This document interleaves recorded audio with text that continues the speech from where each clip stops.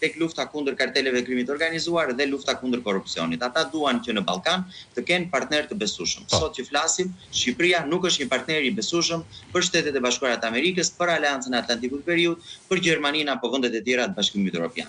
Dhe këtë po na e thon, po na e bërtasin në mënyra nga më të ndryshmet, me shkrim, me dokumente, me raporte apo me qëndrime të përfaqësuesve apo të politikanëve të ndryshëm të Bashkimit Evropian apo të Shtetet Bashkuara të Amerikës, dhe së fundmi kishim dhe deklaratën dhe propozimin e kongresmenit Wilson në dhomën e përfaqësuesve, e cila është duke u shqyrtuar dhe bën fjalë pikërisht për Shqipërinë dhe për këto elemente që unë përmenda më sipër. Pra, kjo administratë ka bërë shumë të qartë që nuk e shikon qeverinë aktuale shqiptare si një partner të besuar. Edhe kur u bë farsa zgjedhore vitit kaluar, për cilin tashmë ka një konsensus që ishte e tillë, që ishte një farsë zgjedhore në të gjithë segmentet e shoqërisë shqiptare, dhe kur u bë nuk ishte një urim për qeverinë aktuale nga ana e sekretarit Truman. Dhe jo vetëm kjo, Kedhi, që t'ja bashkangjis argumentit tuaj, por edhe vetë DEA amerikane në luftën kundër narkotrafikut, drograve të rënda, pasi ne dim shumë mirë se kundërhyn DEA amerikane tek drograt e rënda. DEA amerikane ka kërkuar ndihmën e qytetarëve shqiptar pasi me sa duket nuk ka patur besim tek autoritetet shqiptare.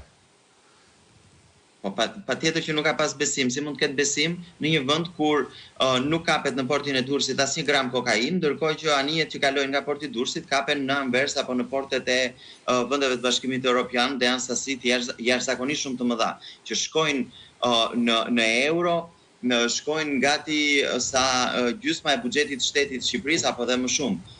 Imagjinoni çfarë sasi e parash qarkullon në ekonominë shqiptare, sepse këto vërtet Shqipëria është një korridor i trafikimit. Po këto më pas vinë dhe lahen në sektorin e ndërtimit, siç thon disa raporte të Departamentit Amerikan të Shtetit, thon institucionet europiane gjithashtu, apo rezolutat e kaluara nga Partitë Kombëtare Evropiane, Unioni Ndërkombëtar Demokrat apo ndërkombëtarja centriste, Unioni Ndërkombëtar Centrist.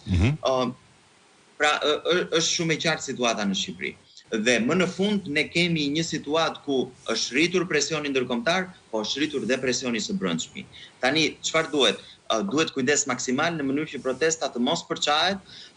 Ne të gjithë grupet që janë aty pa diskutim që kanë dallime njëra me tjetrën, sepse janë grupe shumë të ndryshme. Absolutisht, por qëllimi është i njëjtë. Aty ka socialistë të zgënjur, ka nga progresistët e konservatorët, ka grupe që nuk e duan njëra tjetrën.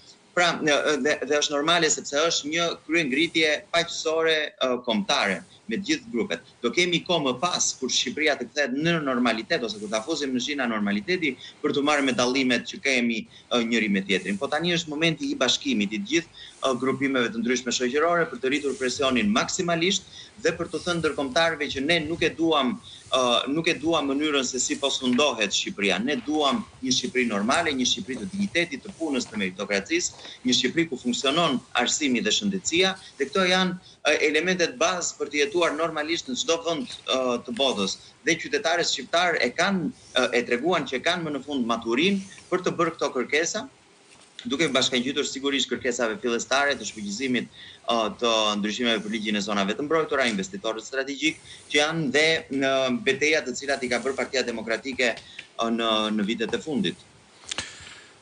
Partia Demokratike ka bërë beteja të shumta në vitet e fundit.